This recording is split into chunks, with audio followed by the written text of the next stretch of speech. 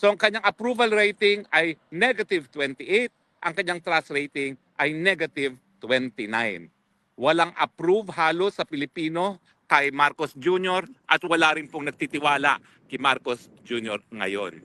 Bakit? Ano ba yung mga bagay-bagay na naka-impluwensya dyan? Well, siyempre, unang-una, yung pagpapakulong niya kay Tatay Digong sa dahig.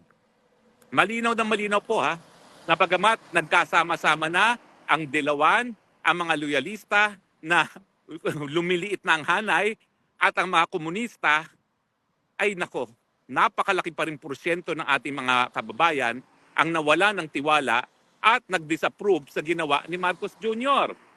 Yan nga po, ang kanyang disapproval rating ay negative 28, ang kanyang trust rating ay negative 29.